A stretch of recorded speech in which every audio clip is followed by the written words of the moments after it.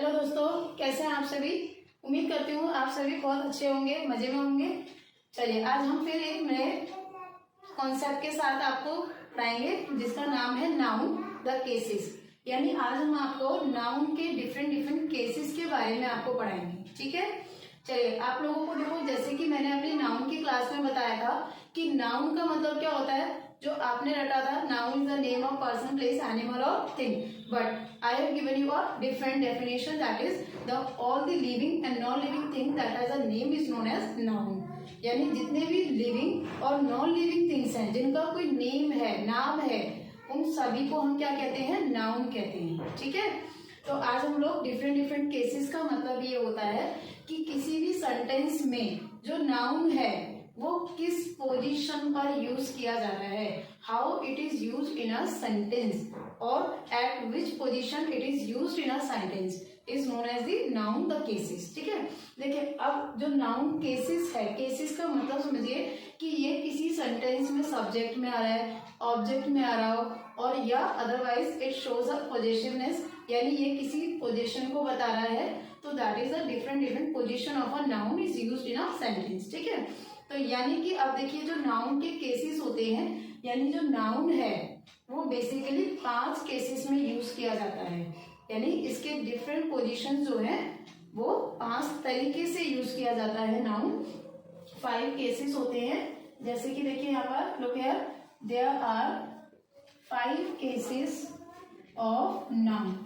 And अब देखिए कौन कौन से केसेस होते हैं। देखिए फर्स्ट वन होता है सब्जेक्टिव केस। ठीक है, first one is subjective case. इसी केस को हम नॉमिनेटिव केस भी कहते हैं। This is also known as nominative case. ठीक है, दूसरा केस होता है हमारे पास objective case. It is also known as accusative case. ठीक है, ऑब्जेक्टिव और एक्यूसिव केस।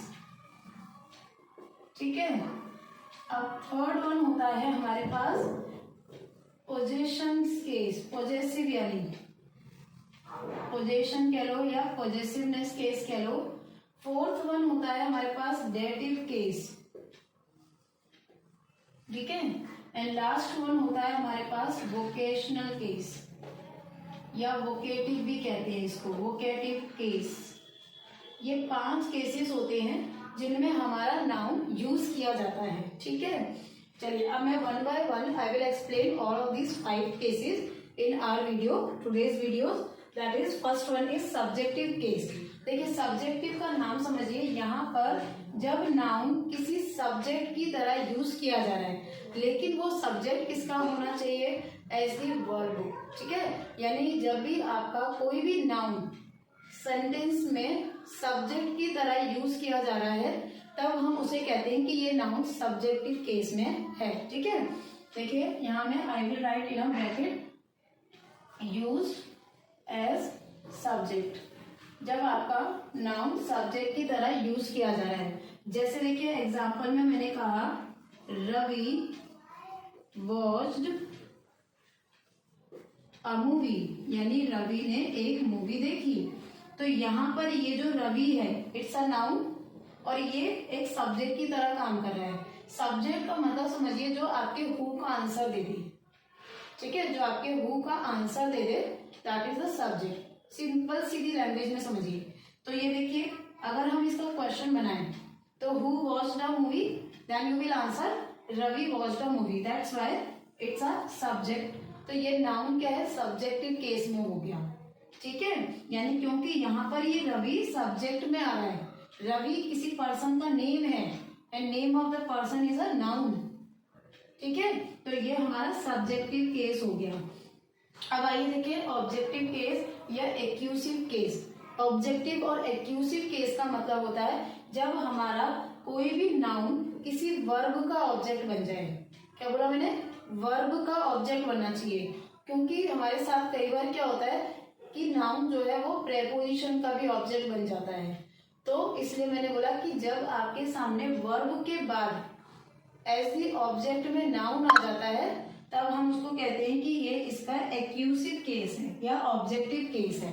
फॉर एग्जाम्पल जैसे देखिए यहाँ पर ये जो मूवी है ये भी नाउन है, और ये वॉच्ड क्या है, वर्ब है क्या? तो ये वर्ब का ऑब्जेक्ट बन गया ये नाउन। तो ये जो मूवी है ये क्या हो जाएगी, ऑब्जेक्टिव केस में हो जाएगी। चलिए टेक अ डिफरेंट और अनदर एग्जांपल। जैसे मैंने यहाँ पर बोला,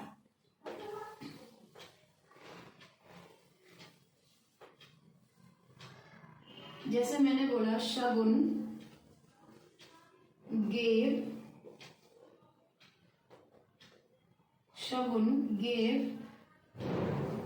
अरुण अ गिफ्ट।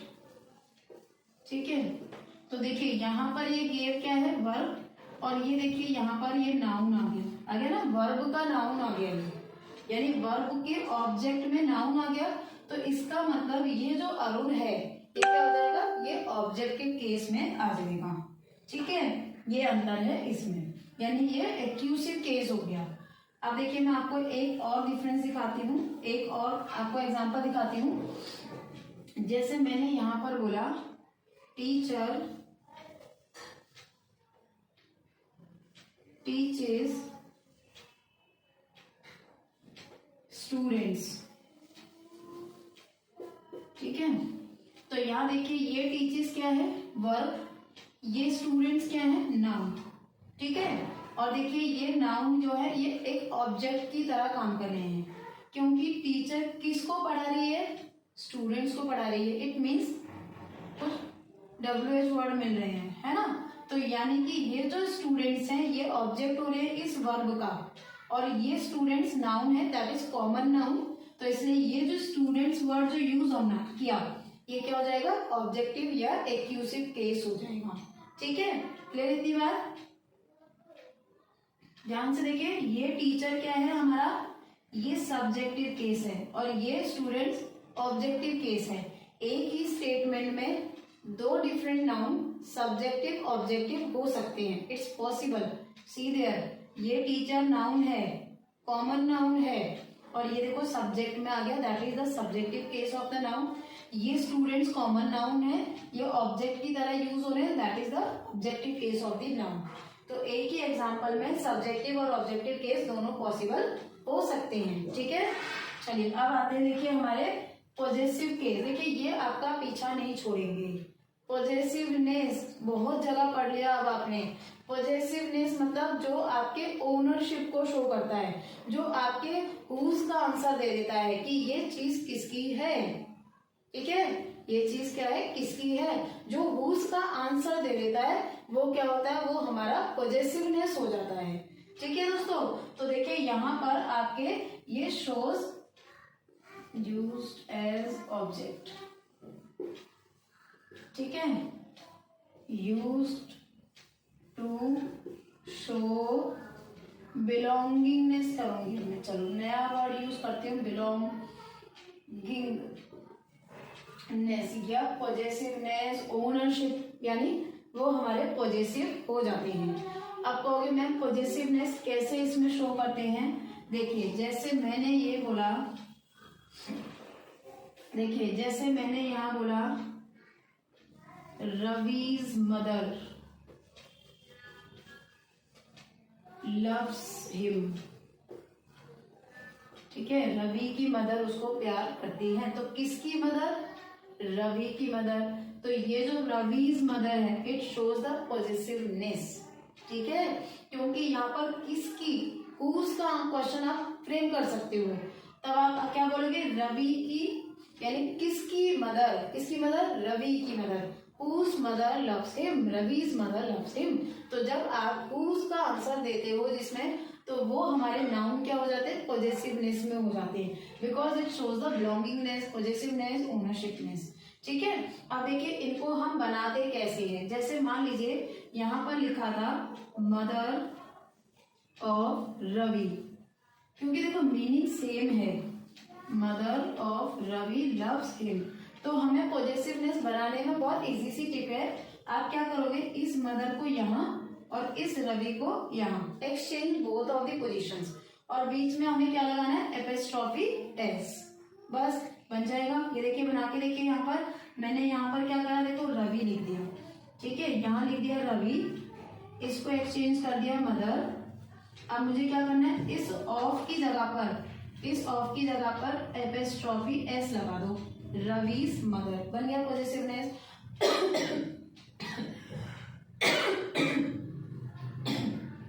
अब देखिए, लेकिन एक चीज याद रखिएगा, ये हमारे नॉन लिविंग थिंग्स के लिए नहीं लगता। फॉर एग्जाम्पल जैसे मैंने लिखा बैटरी ऑफ लैपटॉप, ठीक है, लैपटॉप की बैटरी, ये नॉन लिविंग थिंग्स है ना, तो मैं इसमें ये रूल नहीं लगा सकती हूँ, मैं इसको लैपटॉप्स बैटरी नहीं लिख सकती, because of non living things, batteries of laptop ही लिखना पड़ेगा। अगर मैं इसको लैपटॉप्स बैटरी लिख दूं तो दिस इज रॉन्ग, ठीक है दोस्तों। तो ये पॉजिटिवनेस नॉन लिविंग थिंग्स के लिए नहीं चलती है, it is applicable only for the living beings. तो you can use this rule for the living beings because Ravi and mother both are living beings, ठीक है। तो यानी कि हमें अगर हमारे सामने कभी भी इस तरह से नॉन लिविंग थिंग्स आ जाती है तो हम उसको एज इट इज ही लिखेंगे, ठीक है। Don't change it into the positive case of the noun, you have to change positive case of the noun only in the case of living beings. तो living beings के case में हम इसको positiveness बना सकते हैं दोस्तों, तो that is the positiveness case. अब आइए देखिए डेटिव केस क्या होता है। देखिए जब मान लो जो कोई भी नाउन है, फॉर एग्जाम्पल एक सेंटेंस में जब आपके नाउन या प्रोनाउन की कह लो कि जब हमारे किसी भी सेंटेंस में दो ऑब्जेक्ट होते हैं, कई बार ऐसा होता है कि हमारे सेंटेंस में दो ऑब्जेक्ट होते हैं। फॉर एग्जाम्पल जैसे मैंने बोला यहाँ पर रोहित गेव खुशी अ फ्लावर, या एक बुक लिखते हैं, चलिए बुक, ठीक है। रोहित गेव खुशी अ बुक, रोहित ने खुशी को एक बुक दी। तो यहाँ देखिए ये भी नाउन और ये भी नाउन दोनों ऑब्जेक्ट में आ गए। तो देखिए ये जो चीज दी जा रही है दिस इज डायरेक्ट ऑब्जेक्ट, और किसको दी जा रही है this is called indirect object, ठीक है। तो जब कोई भी नाउन इनडायरेक्ट ऑब्जेक्ट की तरह यूज किया जाता है तो उसे हम डेटिव केस कह देते हैं, बस दैट्स इट। जब कोई भी ऑब्जेक्ट या नाउन ये कह लो इनडायरेक्ट ऑब्जेक्ट की तरह यूज हो जाए तो उस केस को हम क्या कहेंगे, ये उसका डेटिव केस हो जाएगा, ठीक है। ये लीजिए noun used as indirect object, जब कोई भी नाउन इनडायरेक्ट ऑब्जेक्ट की तरह यूज किया जाता है तो उसे हम डेटिव केस कहते हैं नाउन का, ठीक है दोस्तों। अब आइए देखिए वोकेटिव केस क्या होता है। वोकेटिव केस ये होता है जैसे मैंने किसी को कमांड दिया बॉयज कम हियर, ठीक है, या मैंने किसी का नाम लेके बोला रोहन डू इट, तो जिस आदमी का नाम मैं ले रही हूँ उस समय, यानी जिस इंसान को मैं कमांड दे रही हूँ, ऑर्डर दे रही हूँ, तो उसमें उस इंसान का नाम एड्रेस करके बोल रही हूँ, तो वो पर्सन का name, that is the vocative case, ठीक है, जिसको हम यानी ये इम्पेरेटिव सेंटेंस में अक्सर यूज किया जाता है। जैसे मैंने आपको किसी भी इंसान के नेम को लेके बोला, फॉर एग्जाम्पल मैंने बोला रोहन, ठीक है, Rohan come here, Rohan sit down, इस तरीके के वर्ड बोले, तो मैंने जिस इंसान से ये बात बोली उसका नाम लेके बोला, तो वो नेम ऑफ द पर्सन जो है वो वोकेटिव केस है, ठीक है। तो the name of the person to whom we spoke is addressed is known as vocative case, ठीक है। तो वो हमारा क्या हो जाएगा, वो हमारा वोकेटिव केस हो जाएगा, ठीक है। देखिए यहाँ पर मैं लिख देती हूँ आपके लिए, इफ नेम ऑफ पर्सन और thing to whom we speak is being addressed यानी जिससे हम बात करें, अगर उसका नेम हम बुला रहे हैं, नाम के साथ बोल रहे हैं हम उस इंसान से, तो वो हमारा वोकेटिव केस हो जाएगा। फॉर एग्जाम्पल जैसे मैंने बोला बॉयज कम हियर, तो मैं ये कमांड किसको दे रही हूँ, बॉयज को ही दे रही हूँ, और मैं उनका नाम बुला के बोल रही हूँ बॉयज कम हियर, तो that is called the vocative case, it is vocative case. जैसे मैंने यहाँ पर बोला सीता ओपन योर बुक, इस तरीके से बोला सीता ओपन दी बुक, सीता बुक ओपन करो, तो इट मीन्स मैं सीता को ऑर्डर दे रही हूँ, तो मैं उसका नाम बुला के बोल रही हूँ, बोल रही हूँ ना, तो that is the vocative case, ये हमारा वोकेटिव केस हो गया। ठीक है, यहाँ पर Sita as a subject use हो रही है, I agree with you, but it's a name is being addressed to give a command. ठीक है, तो ये हमारा क्या हो जाएगा, ये वोकेटिव केस हो जाएगा। ठीक है, चलिए अब मैं आपको एक बार फिर से इन्हें रिपीट करा देती हूँ, so that you will remember for the long lasting. That is the subjective case. Subjective case का मतलब क्या हो गया, जब हमारा सब्जेक्ट में यूज हो जाता है नाउन, उसे हम सब्जेक्टिव केस कहेंगे। ऑब्जेक्टिव केस देखिए, नाम से समझिए दोस्तों, ऑब्जेक्ट में यूज हो गया, ऑब्जेक्ट किसका, of verb, object of verb में जब यूज हो जाएगा तो उसे हम ऑब्जेक्टिव केस बोलेंगे।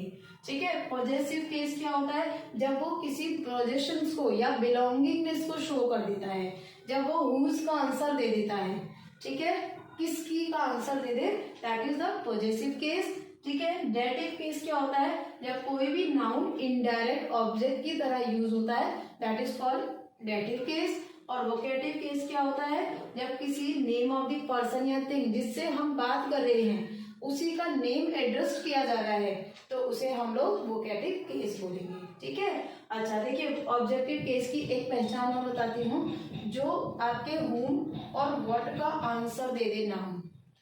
ठीक है, which answers the question of what or whom is known as the objective or accusative case। यानी जो आपके whom का और what का आंसर दे देता है, उस केस को हम ऑब्जेक्टिव और एक्यूसिव केस कह सकते हैं। ठीक है, देखिए जैसे एग्जांपल में दिखाती हूँ मैं आपको, और एग्जांपल से समझते चलिए, बहुत इजी लगने लगेगा आपको ये कॉन्सेप्ट। बस जैसे मैंने आप लोगों को क्लास में बताया था कि हमारे इंग्लिश ग्रामर के क्या होते हैं, ये डूबते को सहारा होते हैं ना, पिलर्स जिसको कहते हैं, इंग्लिश ग्रामर के पिलर्स हैं ये एग्जाम्पल हमारे डूबते को सहारा देते हैं। कैसे, कॉन्सेप्ट समझ में नहीं आ रहा है, एग्जाम्पल दिखा दो, आ जाएगा समझ में। This is the pillars of the example. ठीक है, चलिए अब देखिए, जैसे मैंने आपको ऑब्जेक्टिव केस की बात करी, तो देखिए मैंने यहाँ पर एक एग्जाम्पल लिखा, शगुन gave Arun a gift.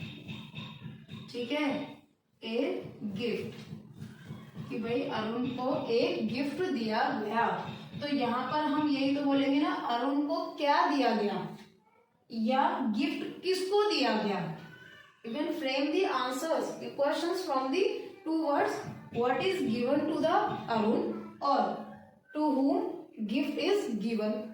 You can frame the questions from these words, तो that is the way you can identify this is a objective case. ठीक है, आया, जब आप इस शगुन के हिसाब से बनाओगे तो आप क्या बनाओगे, हु, तो that is the subjective case. जब आप हु से क्वेश्चन बना सको तब उसको कहेंगे सब्जेक्टिव केस, और जब आप व्हाट से या हुम से, इन दोनों से आप क्वेश्चन बना सको तब उसे हम कहेंगे ये हमारा ऑब्जेक्टिव केस है।